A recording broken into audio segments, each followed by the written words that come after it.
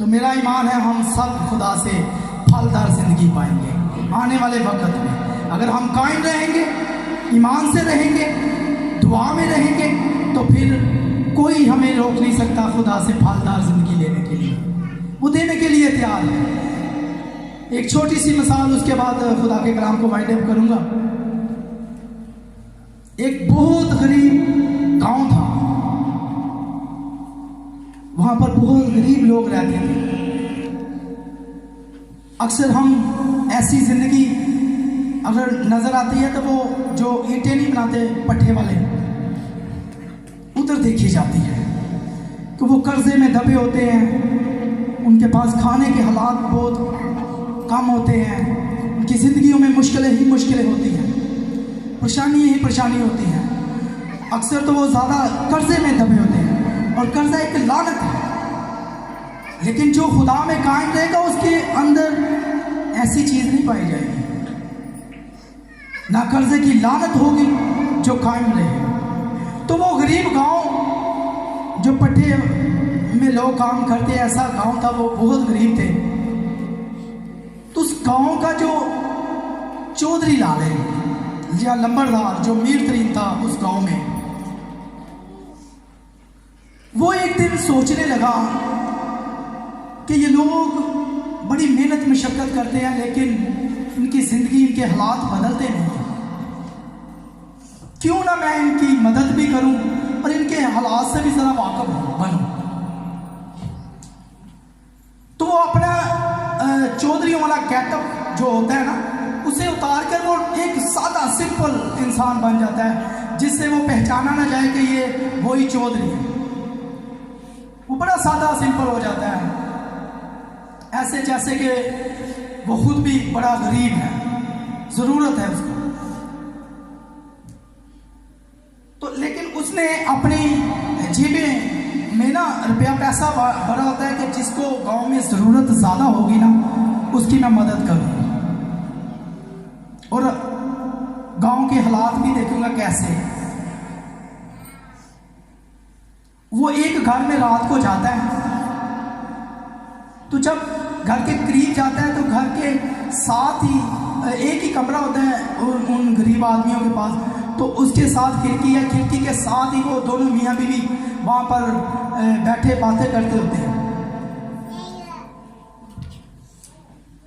वो अपना दुख शेयर करते होते हैं, हमने उतना, उसका भी उतना देना है, हमने घर का किराया भी नहीं दिया, खाने के लिए हमारे पास कोई चीज़ नहीं है। वो अपनी बातें शेयर करते होते हैं, और वो जो बाहर खड़ा होता है वो सुन रहा होता है खिड़की के पास। तो वो अपना बड़ा दुख करते होते हैं कि हमारे पास तो सब कुछ ख़त्म है, कुछ नहीं है हमारे पास। सुबह किराएदार भी आएगा तो हो सकता है हमारा सामान फेंक दे, क्योंकि 2-3 महीने हो गए हैं कि हमने घर का किराया भी नहीं अदा किया। वो बेचारे अपना दुख एक दूसरे को शेयर करते होते हैं। तो वो जब सुनता है तो वो कहता है, यार ये बहुत गरीब है, इनकी आज मैं प्रॉब्लम हल करता हूँ। वो दरवाज़ा खटखटाता है, तो वो बातें करते करते खामोश हो जाते हैं, ऐसा बन जाते हैं जैसे अंदर कोई है ही नहीं, क्योंकि वो डरते हैं कि शायद हमारे कर्जदार कोई आ गया है, या शायद मालिक मकान आ गया है, वो दिल करे 2-3 महीनों का किराया आज अभी इसी वक्त हमारा सामान बाहर फेंके और हमें घर से निकाल दे। वो इस डर से दरवाज़ा ही नहीं खटखटाता। वो जो बंदा होता है मदद करने के लिए आया होता है, लेकिन वो खटखटाता रहता है दरवाज़ा, और अंदर से वो ना आवाज़ देते हैं ना दरवाज़ा खोलते हैं। वो बेचारा आगे चला जाता है, कहता है चलो इसको छोड़ो, आगे मैं जाके देखता हूँ। आगे देखता है तो वो भी गरीब गाली होता है, वो भी मियाँ बीवी अपनी स्टोरी सुनाते होते हैं वैसे ही जैसे वो सुना रहे हैं, क्योंकि उस गांव में है ही गरीबी।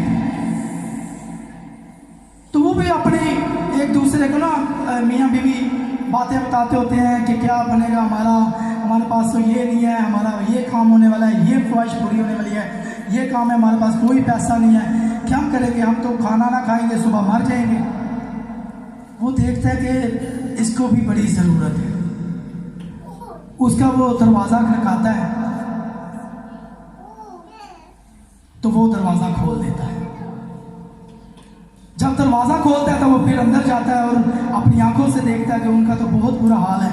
और वो क्या करता है, अपने जेब से पैसे निकालता है, उनकी मदद करता है। वो कहता है यार तुम अपना राशन पानी भी डालो और ये पैसे भी रखो, अपना कर्ज भी उतारो, अपना ये भी करो, अपना वो भी करो। वो बड़े खुश हो जाते हैं क्योंकि उनके पास सब कुछ आ जाता है। उनके पास अगर खाना नहीं था, खाना भी आ गया, किचन का सामान नहीं था, वो भी आ गया, कर्ज था तो वो भी पैसे मिल गए, वो भी अदा हो जाना था, किराया नहीं दिया तो वो भी उसने पैसे दे दिए, यानी कि सब कुछ उसका कर दिया। अब जो वो साथ वाला घर होता है वो चला जाता है, खुदा का बंदा, वो कहती है चलो हमारे पास कुछ नहीं है, अपनी बीवी को कहने लगता है कि चलो साथ वाले घर से कुछ ले आओ, आटा ही ले आओ उधार, जब हमारे पास आएगा हम दे देंगे, एक कटोरा ले जाओ और आटा ही ले आओ, रोटी तो खाने वाले बन जाए, वरना रोटी नहीं खाएंगे तो हम वो भी मर जाएंगे। वो अपने शोहर की बात मानती है, वो कटोरा पकड़ दिया तो दूसरे घर में चली जाती है जो साथ वाला होता है। लेकिन जब वो अंदर एंटर होती है तो देखती है कि ये तो बड़े खुश हो रहे हैं, बड़े खाने बन रहे हैं, बड़ा वो खुशहाल है, ये तो हमारे जैसे थे, ये कैसे हो गए। वो उस औरत से पूछती है जिससे आटा मांगने जाती है कि बहन आप तो हमारे जैसे थे, ये कैसे हो गया कि आपके घर में सब कुछ है, आप मुझे भी दे रहे हैं बड़े खुले दिल से, तो ये कैसे हुआ। कहती हमें नहीं पता जी, रात को हम दोनों मियाँ बीवी बड़ा दुख कर रहे थे और खुदा को भी बता रहे थे कि खुदावन हमारे हाल पर तरस खाओ।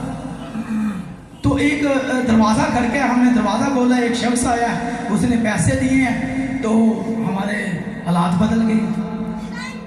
वो फिर दुख करना लग गया, ओहो वो दरवाज़ा तो मेरा भी खड़का था, तो हमने तो खोला ही नहीं, तुमसे पहले तो हमारा घर आता है और हमारा दरवाज़ा खड़क रहा था, हमने तो खोला ही नहीं। आज हमारी ज़िंदगियों में खुदा में यीशु मसीह हमारे जो दिल के दरवाजे बंद है उसे खड़खड़ा रहा है, तो खोलो ताकि हम अंदर और फलदार जिंदगी बनाए। जब यीशु हमारी जिंदगियों में एंटर करता है तो हमारी जिंदगी सादा जिंदगी नहीं रह जाती, बल्कि फलदार जिंदगी हो जाती है, बरकत से भर जाती है और नेमत से भर जाती है। खुदा के सारी नेमतें हमारी जिंदगियों में आ जाती है, कोई दुख, कोई परेशानी, कोई तंगी नहीं जाती। और हमें ज़रूरत है कि जब दिल का दरवाज़ा खोलेंगे तभी हमारी जिंदगियों में यीशु आएगा। हमें ज़रूरत है, हम उस तरह ना करें कि यीशु दरवाज़ा खटखटाता रहे तो हम सुने ना। हमें खुदा की आवाज़ सुनने की ज़रूरत है और उसमें कायम रहने की ज़रूरत है। खुदा के पाक कलाम पढ़े और सुने जाने पर खुदावन की बरकत हो, खुदा का शुक्र हो। आमीन।